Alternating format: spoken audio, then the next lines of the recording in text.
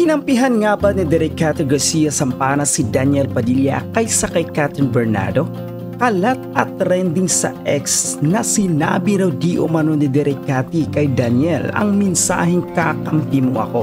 Pero wala namang maipakitang resibo sa video o social media post ang mga netizen na sinabi ngayon ni Direk Cathy Garcia Sampana. Nabigyan tuloy ng kulay ang pagpunta ng Blockbuster Director sa birthday party ni Daniel nitong linggo sa Batangas. Nagtatalo-talo ang mga netizen sa X dahil present nga naman ang direktor sa birthday bash ni Daniel pero walay raw ito sa sunod-sunod na parties ni Catherine Bernardo. Sabi ng mga netizen hindi naman daw kasi invited si Direk Cathy sa birthday party ni Catherine Bernardo last month. Hindi rin ito nakita sa housewarming party ng mga Bernardo kaya missing in action si Direk. Hindi raw nakaligtas ang direktor na si Cathy Garcia Sampana matapos nitong dumalo sa birthday party ni kapamilya star Daniel Padilla. Sa latest episode ng Pwesto Per Minute nitong Miyerkules, inulat ni Christy ang himutok umano ng fans ni outstanding Asian star Catherine Bernardo sa pagdalo ng nasabing direktor sa birthday party ng ex nito. Ayon sa mga fans ni Catherine ay nagsalita raw itong si Direk Cathy na parang mas kampi siya kay Daniel dahil nagpunta doon sa birthday party. Yun ang napansin ng ating mga basher, mga kaibigan, mga mambabasa na bakit ganon. Ang alam ng lahat, mas malapit ito kay Catherine pero bakit nung birthday ni Catherine wala si Direk? Kaya naman pinagtanggol ni Christy si Direk Cathy laban sa mga batikos na natanggap nito.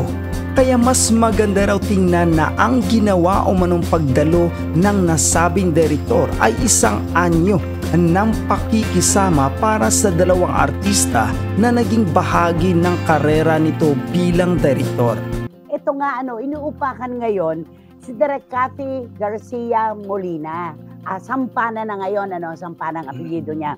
Siya po ang direktor ng matagumpay na Hello, Love, Goodbye ni Catherine Bernardo at Alden Richards. Kasi raw, ayon sa mga fans ni Catherine, ay nagsalita daw itong si Direk Cathy na parang mas kampi siya kay Daniel dahil nagpunta doon sa birthday party. Ganun ba?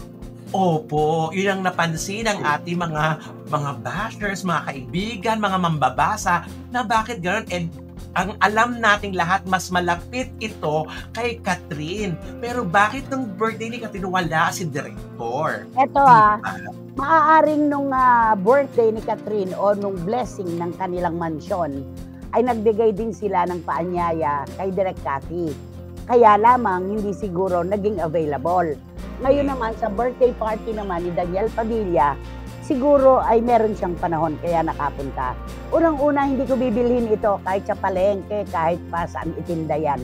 Yung nagsalita, si Direk Cathy Molina, na mas kampi siya kay Daniel. Mahal niya ang kanyang karera. Mahal niya ang kanyang karera. At alam niya kung saan siya nakatayo. Na siya ay bahagi ng tagumpay ng Katniel. Siya ay bahagi ng tagumpay ni Catherine at Daniel Padilla, maging ng Catherine Bernardo at Alden Richards fame dahil dito sa Hello, Love, Goodbye. Hindi ako naniniwala na sasabihin niya na mas kampi siya kay Daniel. Mas yun ang pinaniniwalaan ko. Opo, Nay, kasi hindi siya pwede. Kailangan pumagit na siya sa ganito, lalo na't ngayon ang daming mga negatibong maglalabasan na kesyo, dinedma mo ang birthday ni Kata, pero yung bakit ka nandiyan sa birthday ng lalaking nakasakit kay? Mga ganyan, di ba, na nasaktan si Katang bongga-bongga. Alam mo rin yan. I'm sure meron ka rin nalalaman tungkol sa mga bagay-bagay na yan. Hindi, ito lang yun, Romel, ito lang yun. Huwag tayong bumili ng kakampi. Huwag tayong humamig ng kakampi sa atin. Ang naghiwalay, si Daniel at si Catherine. Ano naman ang kinalaman ng ibang tao doon? Ipagpalagay na natin na nagpunta si Direk Cathy Sampana sa birthday ni Daniel Padilla. Bakit? Wala ba siyang karapatan? Naging artista niya si Daniel. Bahagi ng kanyang karera bilang direktor, matagumpay na direktor, di ba?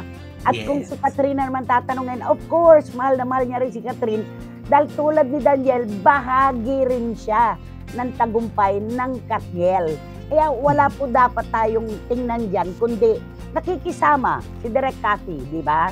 Pumapagitna. Wala po siyang kinalaman sa pagbe-break. Bakit? Noon bang mag-break ang si Daniel at si Catherine, siya ba nag-chismis? Kay Catherine na may babae si Daniel? Hindi naman na. Diba? Yes. Siya ba nag-chismis, nagkwento kay Catherine na hiwalayan mo na, niloloko ka lang yan. Wala namang ganun. Kaya bakit po natin pepersonalin ang direktor na nakisama lamang at nagbigay pugay sa isang may kaarawan? Dapat ay hindi. Dapat hindi. Oo. Dapat yung ganun lang yun no? Yun lang yun. Umaten, yun lang yun. Bilang kaibigan, di ba? Nag-aalaga. Walang meaning. Eto, maganda tong kay kay Juris Doctor Channel. Paniguradong itong mga bashers na to ay walang aircon sa bahay nila. Nakakaaliw. Ay, nako. Magagaling na magpuna kayo para mag-malling na nga lang muna kayo para magpalamig at hindi yung lahat na lang ay tinatahulan nyo. Lahat na lang, ulitin ko, paniguradong itong mga bashers na ito ay walang aircon sa bahay nila. Mag-malling na nga lang kayo para magpalamig at hindi yung lahat na lang ay tinatahulan ninyo.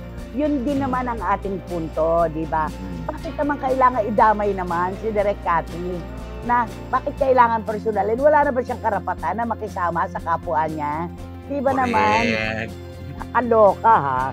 At eto, wag naman sanang bigyan ng kulay ang hindi pagpunta ni Direk Cathy sa birthday ni Catherine. Maaring may dahilan yon, nagiging malaking issue tuloy, sabi ni Tita Nene Olanday. At saka, depende yan sa availability ng tao.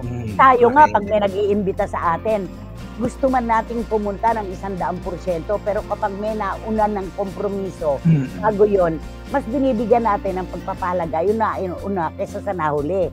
Di ba? Tama. Pero yung karapatan po na palawakin ang ating mundo, palakihin ang ating mundo, karapatan po ng bawat tao yan. Huwag nating pigilin yan. Dahil ano ba ang buhay?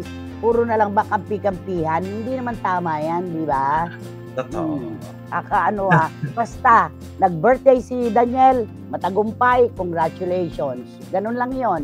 Okay? At eto, ang sabi naman ako, nagagalit si John. Tanghaling tapat, nakakainit ng ulo. Yung mga ganyang kwento. Nagpunta lang yung direktor, meron na kagad pang kahulugan.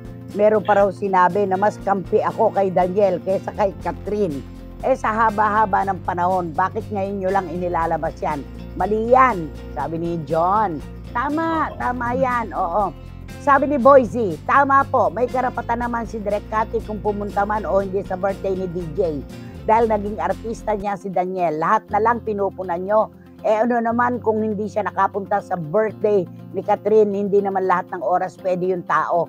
Lahat na lang, sabi ni Boise Karagay. Lahat na lang, ayon.